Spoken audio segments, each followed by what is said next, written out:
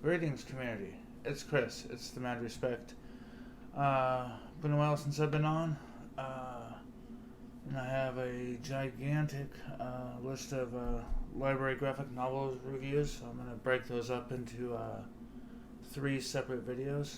First one here being the Marvel comics I read from the library in March and through the first couple weeks of April. So we'll just get right into it here. Starting with Avengers, Volume 7. This is called The Age of Khonshu. This is by Jason Aaron with a little art by Ed McGuinness and most of it by Karan. That's how you pronounce his last name. But this is basically Moon Knight and Khonshu bitch slapping all the Avengers and taking their powers because they're afraid of Mephisto, which, from what I've been reading ahead in previews, it looks like Mephisto is going to cause the Heroes Reborn event. Khonshu is trying to stop Mephisto from doing so by using Moon Knight as his general or whatever. But every character in here, from Iron Fist to Moon Knight, when Jason Aaron was doing Thor would always say, "My Odin damn this," and "My Odin damn that," but now Moon Knight is like, "My moon damn this," and Iron Fist is like, "My fist damned that," etc., to the point of cheesiness. But I've been enjoying the Aaron run, more or less, for the most part. This one was no exception. It was pretty good. And then we have the first of our Chip Zdarsky books. This is the Invaders War Ghosts and Invaders Dead in the Water. This is the full 12-issue series by Chip Zdarsky with Butch Juice and Carlo Magno. This is basically telling the story of the invaders in World War II up to present, and you find out that when Namor was an amnesiac in the 90s, it took away his memories of spending his whole life with this family who he went to war with back in World War II. And then it also tells the untold story of Professor X isolating a portion of his mind to help him deal with the war atrocities of World War II. And that aspect of his mind is controlling Namor to try to invade Earth, basically, or Atlantis to invade Earth. But overall, this was a pretty good story. I guess if you're like a big deep diver into Invaders, you might get more of it than I did, but I thought it was okay. I would recommend it. And then we have Venom Unleashed, Volume 1. This is 3 Web of Venom web shots. One by Donny Cates, one written by Ryan Stegman. And Colin Bunn does an issue in here. It has an issue of Scream. It has an issue of Venom, which is the Vietnam story that's referred to in the first Donny Cates arc of Venom. Kind of fleshed out, and it has Wolverine in that story. But these were all pretty fun to read. I assume there'll be a Venom Unleashed Volume 2 with the other Web of Venom one-shots at some point, and hopefully the library gets that one too. Then we got Captain Marvel Volume 4, Accused. This takes place during the Empire storyline. It actually has Empire number 2 reprinted in here, which you're supposed to read first, but they don't tell you that. So I read, I believe, the first like 10 pages of this, and then there's a little asterisk that says, read Empire number 2 to tell you what's going on here. And so I stopped and I went to the end of the book and I read Empire number 2 and then read the rest of it in that format. This introduces Carol Danvers' sister as they battle the Kotati, which is the plant-like aliens that are the villain in the Empire story. The library still hasn't ordered the Empire full storyline trade paperback, so I'll be looking forward to reading that when it shows up. But this is all pretty good. But then I heard the next storyline is Carol Danvers getting Doctor Strange's power and becoming Sorcerer Supreme. Seems like this entire Kelly Thompson run has been an evil villain forcing Captain Marvel to take out the Avengers in one way or another for 20 issues. But well written. I enjoy it. I've been enjoying all of Kelly Thompson's Marvel work. Hawkeye, Captain Marvel, West Coast Avengers. And then we have Amazing Spider-Man, The Edge of Spider-Verse. This is 5 different stories with 5 different Spider-Man. Has Spider-Man Noir at the start and Penny Parker at the end, and a brief appearance by Spider-Ham. All of them featured in the Into the Spider-Verse movie, but it also featured this Iron Man here in the middle. Let's see what his name is. Aaron Aikman, and he seems like a cross between like Iron Man and Dr. Octopus. If they had been bitten by the spider, Super Genius makes a spider armor to go with his spider powers. And then it also has a Gwen Stacy story, which I guess this issue's with a lot on the secondary market if you can have it, especially the, what do you call it, the Greg Land variants of the Spider-Man. But I think all of the other Greg Land variants on this title all beat the Spider-Gwen cover by great heights, but I enjoyed it. And then the other character who wasn't in Into the Spider-Verse was the nerdy Peter Parker analog who gets bit by a spider and actually turns into a big giant arachnid rather than a Spider-Man, and lays eggs in Mary Jane's face. Or Sarah Jane's face, who she is in there. Then we have the next volume of Ta-Nehisi Coates' Captain America. This is volume 4. It's called I'll Die Young. I have been enjoying the Ta-Nehisi Coates run, but I will say that when I start another volume, I have no idea what had just preceded it in the former volume. And this one ends with a bit of a... Basically, they save Sharon Carter's youth from Selene, the mutant vampire. That's what the bulk of the book is about. And at the end, they go and do an assault on the new Red Skull and his girlfriend. And at the end, it looks like Peggy Carter, who is part of this Daughters of Liberty or whatever, she's making the ultimate sacrifice with Black Widow to blow up the helicopter that has this girlfriend of the Red Skull inside.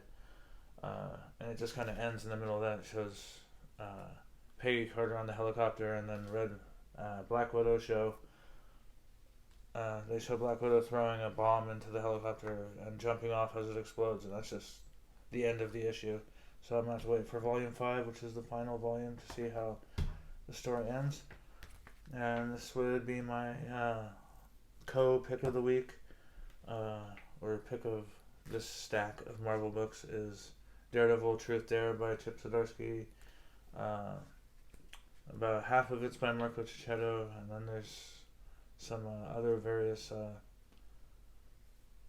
fill-in artists.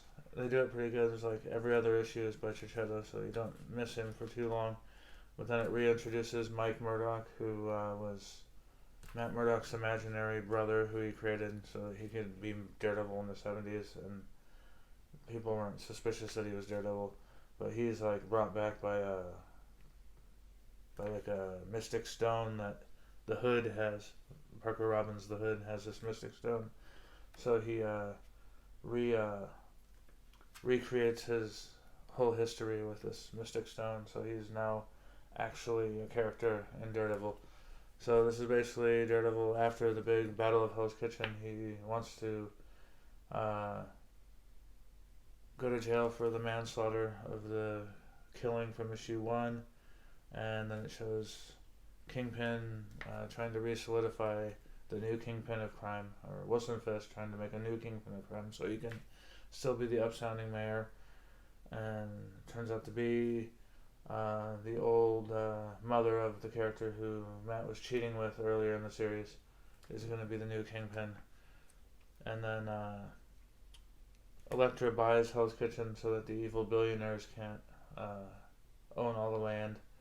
and she wants Daredevil to join her as the king and queen of the anti-hand to stop the hand.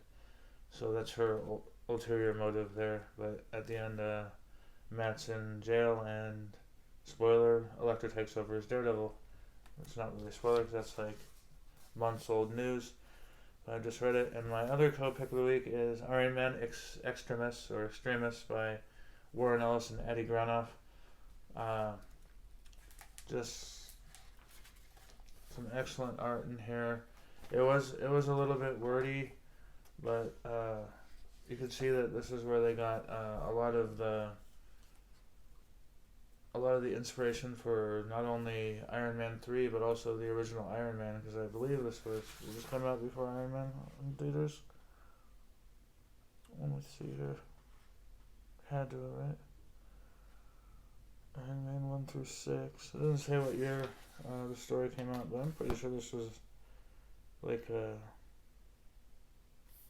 I believe the story came out in like 2005 originally, but it has the extremist stuff that they touched on in Iron Man 3, but it also has a retelling of his origin with him and his friend in the cave, and they took that whole cloth from this story for the movie. So I really enjoyed it. Some of the greatest art, and if a little overly wordy, it was still a very entertaining Iron Man story, and another reason why he's one of my favorite characters. And last we have History of the Marvel Universe. This is by Mark Waid, Javier Rodriguez, and Alvaro Lopez, who were the full creative team for Daredevil back at the end of Mark Waid's long run on Daredevil. But this is basically Galactus and Franklin Richards just before the steam death of the universe that's referred to in Hickman's Fantastic Four run. And Franklin's going to survive the steam death, but Galactus is going to basically be reabsorbed into the new universe that will be formed by the steam death of the old one. So Franklin asks Galactus to tell him the full history of the previous Marvel universe so he can know how to start building the new universe after the steam death. So he goes and he tells the entire story of the Marvel universe. And the interesting thing is, it takes you all the way through to the X-Men showing up on Krakoa. But then the next page, and this story came out in 2019, mind you. I'm not sure when in 2019, but it shows the next page after Krakoa. It shows the Age of Khonshu, which I just mentioned was an Avengers story. The Interstellar Reign of the Half-Breed, which I mentioned here as Empire. The Rise of the Outlaw Generation, that's a story called Outlaw going on right now. The King in Black, which just finished up this month. And then here's where it gets interesting. The Wedding of Tony Stark and Emma Frost. The Tragic Fate of Luke Cage and Jessica Jones' second child. The Defenders of Tomorrow. Threadneedle. Warbird. The Fate of Mephisto. And then he can't tell any more of his history because steam death of the universe. But that's interesting that it looks like they gave Mark Waid a look at the whiteboard for the next several events that were going to be happening at Marvel. And obviously the first four of those happened. Outlawed, King in Black, Empire, and the Age of Khonshu. So who knows? Are we going to see Tony Stark marry Emma Frost, or Luke Cage and Jessica Jones have a second kid? I don't know. We'll see what happens. But that was my Marvel stack. I will be back later this week with a stack of Independents, which is going to be the longest video, and then a stack of DC and novels. So this is going to be like a 3-part graphic novel reviews. And also this week I am going to have 2 unboxings for my pre-orders. My next video will be my Things from Another World. It showed up today. pretty excited about that. But then, bummer, my DCBS is in Troutdale, Oregon, and that means let's give it about 3 more days before they even ship it to Burlington, Washington from Troutdale, Oregon for no good reason at all. But anyway, that's this video. So if you've read any of this, let me know what you think down in the comments. Like this video, and we'll see you in the next one. Take care.